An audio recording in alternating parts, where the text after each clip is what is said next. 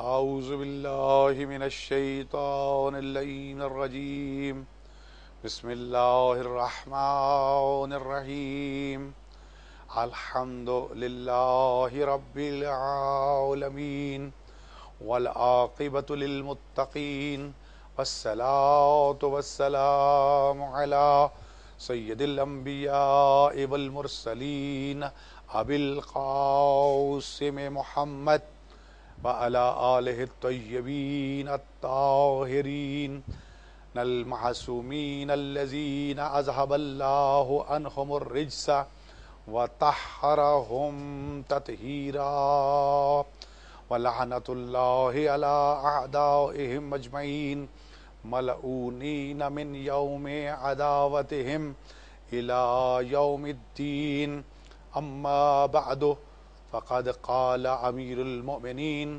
علی بن ابی طالب علیہ السلام اعجبوا لہذا الانسان ینظر بشحم ویتقلم بلحم ویسمع بعزم ویتنفس من خرم۔ ناظرین محترم، حکم ہے کہ اپنے خالق کو پہچانیے،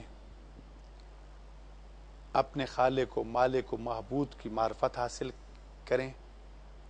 جتنا بھی اپنے خالق کو پہچانیں گے اتنا ہی تم اپنے کریم پروردگار کی ربوبیت پر، قدرت پر، خالقیت پر، رزاقیت پر، حاکمیت پر یقین رکھیں گے، اور جتنا اس پہ تمہارا یقین محکم ہوتا جائے گا اتنا ہی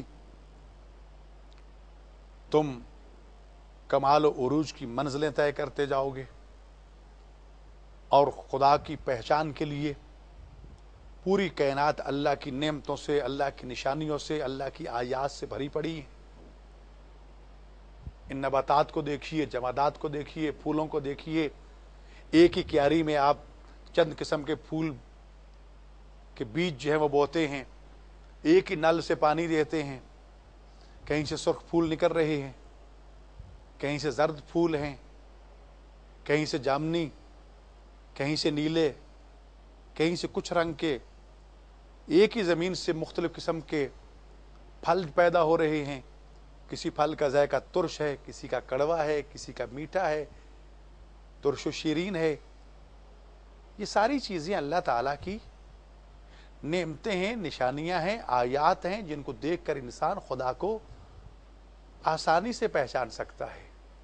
اور اگر ان چیزوں کے بارے میں غور و فکر نہیں کرنا تو امیر المومنین علی بن ابی طالب علیہ السلام کا یہ فرمان خدا کی معرفت کے لیے بہت بڑا وسیلہ ہے۔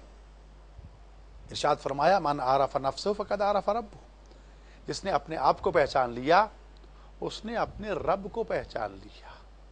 تو انسان جب تو اپنے آپ کو پہچاننا شروع کرے گا تو سر کے بالوں سے شروع ہو جاؤ اور پاؤں کے ناخنوں تک اپنے وجود کے ایک حصے پہ غور و فکر کرو، ایک ایک پہلو پہ توجہ دو، اس کی ہزار ہزار جہتیں تمہارے سامنے آئیں گی۔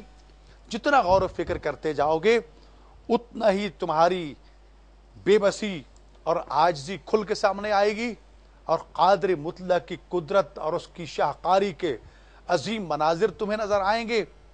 لا محالہ تم اپنی گردن خدا کے حضور جھکانے پر مجبور ہو جاؤ گے۔ جب یہ منزل آ جائے گی تو خدا اپنے فرشتوں میں فخر کرتے ہوئے کہے گا دیکھو میرا بندہ اپنے وجود کے بلند ترین حصے پیشانی کو میرے حضور خاک پہ رکھ کر کس طرح میری عزت و عظمت کا اقرار و اعلان و اعتراف کر رہا ہے۔ سبحان ربی الاعلی و بحمدہ۔ امیر المومنین علی بن ابی طالب علیہ السلام نے اپنے اس فرمان میں وجود انسان کے کچھ حصوں کو عنوان کلام بنا کے متوجہ کیا ہے کہ انسان ذرا اپنے اعضائے جسمانی کی خلقت کے بارے میں ذرا غور و فکر کیجئے، یہ غور و فکر تمہیں خدا تک پہنچا دے گا۔ اعجبوا لہذا الانسان، وہ اس انسان کو دیکھ کے تعجب حاصل کرو، کتنا یہ قابل توجہ ہے اور قابل تعجب ہے، جس سے عبرت کا سماع حاصل ہوتا ہے۔ ذرا دیکھیے تو صحیح اس کو۔ مولا فرماتے ہیں سب سے پہلی بات اس انسان کا کمال تو یہ کہ ینظر بشحم، یہ انسان چربی سے دیکھتا ہے، یہ آنکھ خدا نہ خواستہ اس کو پھوڑ کے دیکھو، اس میں سوائے پانی کے کچھ نہیں نظر آئے گا. ایک گہرا قسم کا مواد جس سے انسان دیکھتا ہے. اور خالق کائنات نے اس آنکھ کو اپنی معرفت کا ذریعہ بھی قرار دیا ہے، برائی سے بچنے کا ذریعہ بھی قرار دیا ہے، اچھائی اور برائی میں پہچان کے لیے اس کو وسیلہ قرار دیا ہے. اور اصول یہ قائم کیا ہے کہ جب انسان دیکھتا ہے تو اس کی آنکھوں سے شعاعیں نکلتی ہیں. وہ شعاعیں جس ٹھوس چیز سے جا کے ٹکراتی ہیں فی الفور اس کی تصویر انسان کے دل و دماغ پہ منعکس کرتی ہیں، اور فوری طور پر انسان کا دل جو ہے، انسان اس کو پسند اور ناپسند کی صورت میں اس کا رد عمل ظاہر کرتا ہے. خوبصورت چیز پسند آ گئی تو چہرے پہ خوشی کے آثار چھا گئے، ناپسند ہے تو چہرے پہ نفرت کا اظہار کر دیا. تو یہ فی الفور اس کا واپس لوٹنا، پسند و ناپسند کا اظہار کرنا، یہ ساری صلاحیتیں پیدا کس نے کی؟ اللہ تعالیٰ نے. یہ خوبیاں کس نے خلق کی انسان میں؟ خالق نے. اور یاد رکھیے اسلام کا یہ اصول ہے کہ برائی کو اس کی جڑ میں ختم کر دو. جہاں آنکھ جو ہے یہ معرفت خدا کا ذریعہ ہے، وہاں پر برائیوں کو جنم لینے کی یہ جڑ بھی ہے. اسی لیے منفی پہلو کو سامنے رکھتے ہوئے خالق نے فرمایا غضوا ابصارکم ونکسوا رؤوسکم، اپنی آنکھیں نیچی رکھو، سر کو جھکا کے رکھو. مردوں کو بھی حکم دیا، عورتوں کو بھی. کیوں؟ اس لیے کہ جو فارمولہ ایک مرد کی آنکھوں کے لیے وہی عورت کے لیے. جس طرح مرد کی آنکھوں سے شعاعیں نکل کے کسی ٹھوس چیز پہ پڑتی ہیں، فی الفور اس کو واپس لوٹاتی ہیں، اس کے اثر کو اس کے دل و دماغ پہ مؤثر کرتی ہیں، اسی طرح عورت کے لیے. اور جب ایک مرد ایک نامحرم عورت کو دیکھتا ہے یا عورت ایک نامحرم مرد کو دیکھتی ہے تو یہ لہریں جب آپس میں ٹکراتی اور دو چار ہوتی ہیں تو ایک دوسرے کے دلوں پر منفی اثرات چھوڑتی ہیں، مثبت اثرات چھوڑتی ہیں. اور کبھی یہ اثرات جو ہیں یہ منفی قدم اٹھانے کی طرف آگے بڑھ جاتے ہیں. یہ آنکھیں خیانت کرنے لگ جاتی ہیں. یہ خیانت آگے بڑھتی ہے، دل و دماغ میں ایک عجیب قسم کی کیفیت کو طاری کر دیتی ہیں. وہ کیفیت جو ہے انسان کو گناہ کی طرف مائل کر دیتی ہے. نامحرم مرد اور نامحرم عورت جو ہیں وہ آپس میں میل و ملاقات شروع کر دیتے ہیں. کبھی وہ میل و ملاقات جو ہے برائی اور بے حیائی پر منتج ہوتی ہیں، حرام کی اولاد پیدا ہوتی ہے. ایسے حرام زادوں کو مائیں سڑکوں پہ پھینک کے چلی جاتی ہیں لاوارث سمجھ کے. رشتہ داروں کو پتا چل جائے قتل کر دیتے ہیں، قتل و غارت کا دروازہ کھل جاتا ہے. رشتہ داروں کو پتا چل جائے تو ذلت اور رسوائی کا طوق ان کے گلے میں ڈال دیا جاتا ہے. بنیاد کہاں سے ہوئی؟ ایک نظر سے. یہ سارا سلسلہ کہاں سے چلا؟ ایک غلط نگاہ کی وجہ سے. اسلام نے اس کو روکنے کے لیے کیا کیا؟ غضوا ابصارکم، اپنی نگاہیں نیچی رکھو. میرے اللہ کیا فائدہ ہوگا؟ کہا جو آنکھوں سے لہریں نکلتی ہیں نا وہ نیچے زمین میں دفن ہو جائیں گی. عورت کی نگاہوں سے نکلنے والی لہریں بھی زمین میں دفن ہو جائیں گی. اور جب آپس میں ایک دوسرے سے دو چاری نہیں ہوگی تو برائی کا راستہ نہیں کھلے گا. عزیزان گرامی، انسان اس آنکھ سے دیکھتا ہے. ایک بات یہاں عرض کرتا چلوں،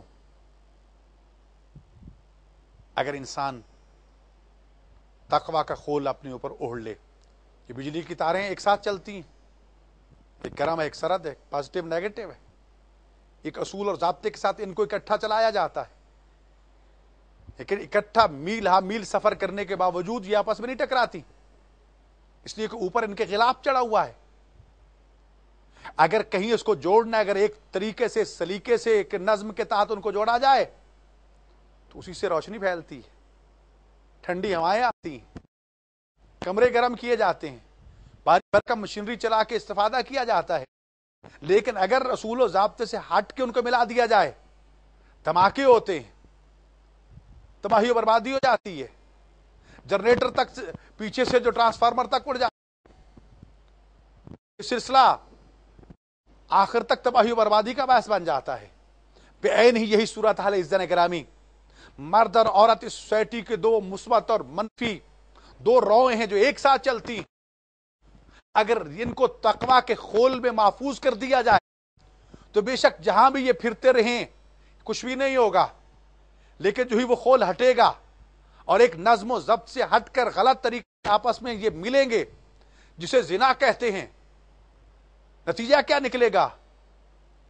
ذلت و رسوائی کا طوق گلے میں پڑے گا. صرف خود ذلیل و رسوا نہیں ہوں گے, پورے خاندان کو ذلیل و رسوا کریں گے. آباء و اجداد کے سلسلے کو ذلیل و رسوا کریں گے کہ فلاں کا بیٹا فلاں کی بیٹی نے یہ کام یہ کرتوت کر دکھایا. لیکن اگر یہی تعلق واسطہ ایک شرعی طریقے سے آپس میں جوڑا جائے نکاح کی صورت میں تو شہنائیاں بجتی ہیں, جشن منائے جاتے ہیں, ولیمے کیے جاتے ہیں, خوشیاں منائی جاتی ہیں. تو عزیزان گرامی, یہ نگاہ انسان کو نیکیوں کی طرف بھی لے کے جاتی ہے, برائیوں کی طرف بھی. خالق نے اس لیے پلکیں دی ہیں تاکہ آنکھیں بند کر لو, تاکہ برائی اور بے حیائی سے بچ جاؤ. ذرا غور و فکر کیجئے, اس آنکھ کی ساخت بیضوی صورت میں ہے, گول کیوں نہیں, چکور کیوں نہیں؟ پھر اس کے اندر ایک نمکین پانی ڈال دیا گیا ہے, میٹھا پانی کیوں نہیں, ترش پانی کیوں نہیں؟ اس لیے کہ میٹھا پانی مکھیاں بھن بھناتی, بدبو چھوڑ جاتا ہے. نمکین پانی میں بدبو پیدا نہیں ہوتی. گویا کہ ایک ویزلین جو ہے وہ تمہاری آنکھوں میں ڈال کر تمہاری آنکھ کی پتلی کو حرکت کرنے کے لیے آسانی پیدا کر دی ہے. خدا نہ خواستہ یہ آنکھ خشک ہو جائے تو یہ ڈھیلا آنکھ کا جو ہے یہ کبھی حرکت نہیں کرے گا, دیکھ نہیں سکیں گے. پھر اس میں سفیدی ہے, پھر اس میں سیاہی ہے, اور پھر اس میں پوری کائنات کو سمو دیا گیا ہے. حضرت امام جعفر صادق علیہ الصلوۃ والسلام سے کسی نے عرض کی, اے میرے امام, کیا خدا اس بات پر قادر ہے کہ اس انڈے میں پوری کائنات کو سمو دے؟ فرمایا ہاں. کہا یہ شرط ہے کہ نہ انڈا بڑا ہو نہ کائنات چھوٹی. فرمایا ہاں. فرمایا مولا کیسے؟ کہا اوپر دیکھو. جب دیکھا کہ آسمان کتنا بڑا ہے, تیری آنکھوں میں سمو گیا ہے نا. فلاں چیز کو دیکھو, پہاڑ کو کتنا بڑا ہے, تیری چھوٹی سی آنکھ میں سمو گیا ہے نا. پہاڑ چھوٹا ہوا ہے, تمہاری آنکھ بڑی ہوئی ہے. تو لذا قادر مطلق جیس کائنات کو پوری طرح انسان کی آنکھ میں بند کر انسان کو اپنی طرف متوجہ کرتا ہوا نظر آتا ہے. لہذا خدا کی معرفت کا بہترین ذریعہ وجود انسان کا یہ بہترین حصہ آنکھ ہے. لہذا اس آنکھ سے وہ کچھ دیکھیے جسے اللہ دیکھنے کی اجازت دیتا ہے. اور پھر دوسرا کلمہ وَيَتَكَلَّمُ بِلَحْمٍ, کتنے تعجب کی بات ہے کہ یہ انسان گوشت کے لوتھڑے سے بولتا ہے. یہ زبان کتنا چھوٹا سا لوتھڑا ہے گوشت کا, ران کا گوشت کتنا موٹا تازہ, لیکن وہ نہیں بولتا. یہ زبان کا چھوٹا سا گوشت کا لوتھڑا کتنا کہ انسان کو چاہے تخت پہ بٹھا دے, انسان کو چاہے تختے پہ لٹکا دے, بلکہ انسان کی انسانیت اس کے نیچے پوشیدہ ہے. تو اس زبان کا بولنا, اس کو قوت گویائی عطا کرنا, یہ قادر مطلق کی قدرت کے شاہکار نہیں تو اور کیا ہے. اور پھر آج کی دنیا تو اس سے کہیں آگے بڑھ چکی ہے. آج تو سائنس نے جتنی ترقی کی اور جتنی ترقی کرتی جائے گی, اسلام کی حقانیت کھل کے سامنے آتی جائے گی. قرآن میں خالق نے کہہ دیا کہ ہم نے کوئی چیز فضول و باطل پیدا نہیں کی. یہ لعاب دہن جس کو تھوک کہتے, تھوک دیتے ہیں, پھینک دیتے ہیں. ہم سمجھتے ہیں شاید تھوک جو ہے وہ بیکار چیز ہے. نہیں عزیزان گرامی, آج کی دنیا تو انسان کے لعاب دہن سے اس کی نسل اور اس کے شجرے تک کو پہچان لیتی ہے. آج وہ دور گئے کہ خون کا ٹیسٹ آئے اور فلان ٹیسٹ آئے. آج تو صرف لعاب دہن کے ذریعے پتہ چلایا جا سکتا ہے کہ یہ فلان کا بیٹا ہے یا نہیں, فلاں اس کا باپ ہے یا نہیں. دوسرے لفظ میں حلال و حرام کی پہچان خود انسان کی داڑھوں میں, انسان کے وجود, منہ کے اندر جو زبان کے دائیں بائیں لعاب دہن ہے اس میں موجود ہے. زبان کا حرکت کرنا, پھر زبان میں تراوت کا پیدا کرنا. اگر یہ آپ کے منہ سے رطوبت نہ نکلے تو انسان کی زبان خشک ہو جائے گی, حرکت نہیں کر سکے گی. اس زبان کو متحرک اور نرم رکھنے کے لیے خدا نے تمہارے انسان کے منہ کے اندر سے ایسے ایسے لعاب دہن کو پیدا کیا ہے کہ جو نہ صرف انسان کے نظام ہضم کو ٹھیک کرتا ہے بلکہ زبان کے ذائقے کو. پھر دیکھیے اس میں یہ خوبی بھی ہے کہ یہ ذائقہ بتاتی ہے کڑوا ہے میٹھا ہے. اس کے مقابلے میں آپ دیکھیے یہ آپ کے بازو کتنے مضبوط ہیں. اس بازو سے کہیں ذرا بتائیے کہ فلاں چیز کڑوی ہے یا میٹھی, نہیں بتا سکے گا. تو ایسا نہیں گرامی زبان انسان کو, لیکن یاد رکھیے زبان سے خدا کی توحید اور عظمت اگر دل و دماغ پر منتقل ہو جائے اور زبان اور دل آپس میں مل جائے, جو دل میں وہی زبان پہ آئے, اسی کو عقیدہ کہتے ہیں. صرف زبان سے کہہ دینا وہ مسلمانوں کافی نہیں ہے. حضرت امام جعفر صادق علیہ الصلوۃ والسلام سے پوچھا گیا کہ عقیدہ کسے کہتے ہیں؟ فرمایا جو کچھ دل میں ہے وہی زبان پہ ہو. زبان اور دل میں اگر گرہ بن جاتی ہے, عقیدہ کے معنی گرہ لگانا, اگر گرہ بن جاتی ہے دونوں ایک ہو جاتی ہیں تو یہی عقیدہ. دل میں کچھ اور زبان پہ کچھ اور, تو یہ منافقت ہے. تو ایسا نہیں گرامی زبان یہ گوشت کا لتھڑا انسان کو رب کائنات کی عظمت و کبریائی کا اعتراف کرنے پر مجبور کرتا ہے. اس لیے امیر المومنین علیہ السلام نے فرمایا بڑی تعجب کی بات ہے یہ. اور پھر ارشاد فرمایا وَيَسْمَعُ بِعَظَمٍ, حضرت انسان تو ایک باریک سی ہڈی سے سنتا ہے. کتنے تعجب کی بات ہے. انسان کے کان میں جسے کان کا پردہ کہا جاتا ہے, کتنی نازک سی باریک سی جلد کا وہ پردہ ہے, جو لوگوں کی آوازوں کو ایک سسٹم کے ساتھ کنٹرول کر کے یہ انسان کے کان کی ساخت جو ہے یہ خود انسان کو متوجہ کرتی ہے کہ اس کو ٹیڑھا میڑھا بنا کے کس طرح اس کو خداوند متعال نے اپنی عظمت کا شاہکار بنایا ہے تاکہ ڈائریکٹ آواز تمہارے کان کے پردے پہ نہ پڑے, وگرنہ پردہ پھٹ جائے گا. اس لیے کان کے اندر اس طرح کی بھول بھلیاں بنا دی ہیں تاکہ جب آواز جو وہاں تک پہنچے تو رک رکا کے پہنچے, تاکہ تمہارے کان کے پردے پہ اس کا زیادہ اٹیک نہ ہو. اور پھر اس چھوٹے سے پردے میں جو ہڈی کا پردہ ہے کتنی حساسیت ہے اس میں, کتنا وہ حساس ہے کہ فوری طور پر وہ آواز کو پہچانتا بھی ہے, پہچان کر سن کر دل و دماغ تک پہنچاتا ہے, دل و دماغ سے حکم لیتا ہے. انسان اپنے چہرے زبان آنکھ کے ذریعے فوری طور پر اس آواز کی پسند و ناپسند کا اعلان کرتا ہے. اچھی آواز ہے انسان خوش ہوتا ہے, کرخت آواز ہے نفرت کرتا ہے, دوست کی آواز ہوتی ہے خوش ہوتا ہے, دشمن کی آواز ہوتی ہے انسان فوراً الرٹ ہو جاتا ہے کہ دشمن آ رہا ہے. یہ کان یہ چھوٹا سا پردہ, کہنے کو یہ چھوٹا سا پردہ ہے, لیکن خدا کی قدرت کا یہ شاہکار ہے. اور وہ فکر کیجئے عزیزان کرامی, اور اللہ کی نعمتوں کا شکر ادا کیجئے. جن کی آنکھیں نہیں ان سے پوچھئے آنکھیں کتنی عظیم ہیں, جن کی زبان نہیں ان سے پوچھئے زبان کتنی عظمت کی مالک ہے. جو قوت سماعت سے معروم ہیں ان سے پوچھئے کہ کان کتنا قیمتی آلہ ہے. اور پھر ارشاد فرمایا وَيَتَنَفَّسُ مِنْ خَرَمٍ, ناک کے سوراخ سے سانس لیتا ہے. یہ دو سوراخ ناک کے انسان کو آکسیجن مہیا کرتا ہے, یہاں سے سانس اس کے پھیپھڑوں میں جاتی ہے, نظام تنفس کو قائم کر کے پمپنگ کا انتظام کرتا ہے, جس سے تمہارا دل حرکت کرتا ہے, تمہارا نظام زندگی جو ہے متحرک ہوتا ہے. پھر اس کے ذریعے خوشبو و بدبو کی پہچان کی جاتی ہے. پھر ناک کی ساخت خود ایک قابل توجہ ہے. یہ سوراخ نیچے کیوں ہیں, اوپر کیوں نہیں کر دیے گئے؟ یہ سوراخ دائیں بائیں کیوں نہیں کر دی گئی, یہ نیچے کیوں ہیں؟ یہ ساری چیزیں قابل توجہ ہیں. پھر ان نالیوں کو پھر معدے کے نالیوں کے ساتھ ملا دیا گیا. ایسا نہیں گرامی, ناک مثال بنی ہوئی ہے کہ ناک اونچی, ناک کٹ گئی تو گویا کہ عزت و بے عزتی کا معیار ناک کو قرار دیا گیا. فلاں نے ناک رگڑ رگڑ کے معافی مانگی, گویا کہ عزت و انکساری کی انتہا. فلاں نے ہماری ناک کٹوا دی, عزت و آبرو کا سمبل ہے, یہ ماڈل ہے. اس ناک کو معمولی نہ سمجھیے, انسان کا نظام تنفس اس پہ چلتا ہے. اور یہ سانس جو ہم لیتے ہیں ان کو بھی معمولی نہ سمجھیے. اول تو خالق نے پہلے ہی گن دی ہیں کہ فلاں کو کتنے سانس میں نے دینے ہیں، پھر ان کی ری کاؤنٹنگ کے لیے یہ فرشتے بٹھا دیے ہیں کہ جو مسلسل گنتے جا رہے ہیں، اور پھر ان پہ خود نگران موجود ہے۔